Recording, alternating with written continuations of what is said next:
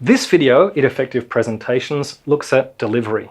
There are 5 keys to nonverbal communication, and a researcher in the States, Dustin York, researched these keys when he looked at and compared reactions to a good and a poor presenter in an academic context. And he compared them, or he set them up in 5 different areas.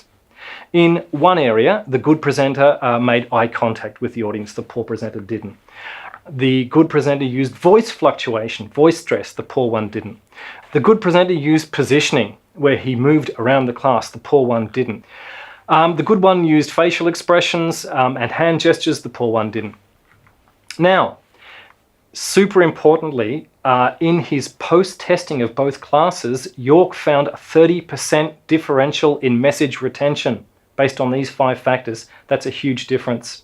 So, a big tip, develop your attentional resources. That means know what you're doing, attention to yourself, and know what the audience is doing, attention to them.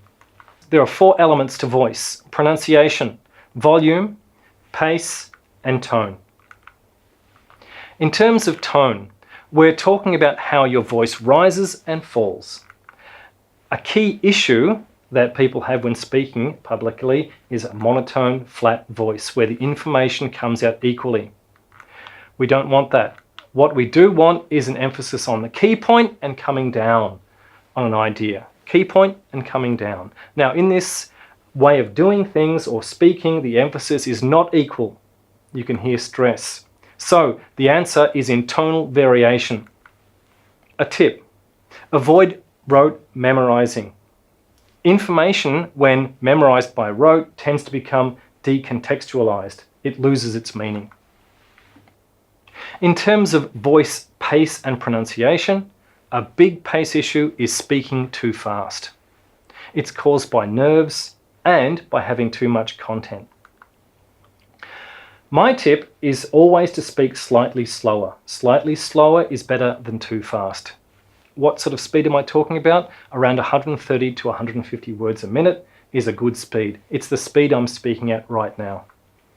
If you have too much content, the answer is not to speak faster, it's to take some out, delete some content. Pronunciation, keywords must be correct. So go through your talk, identify the keywords, they need to be pronounced correctly.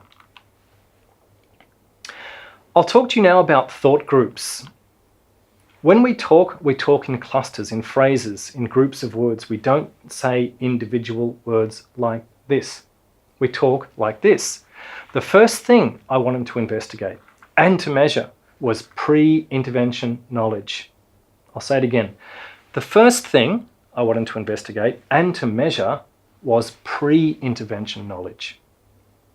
What's happening here with my voice? What am I doing? What do you notice?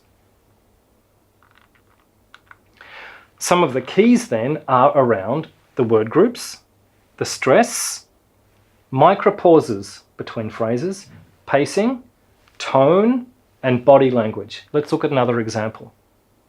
I next wanted to know how this had changed from pre to post-intervention. I next wanted to know how this had changed from pre to post-intervention. Again, word groups: stress, micropausing, pacing, tone, body language. They're the keys. If you want to see this in action, go to the TED Talks website, click on the transcript button, and you can see the thought groups appearing as the speaker talks. That's the end of this video. For more academic skills resources, go to our website. For more videos in this series, go to our YouTube channel.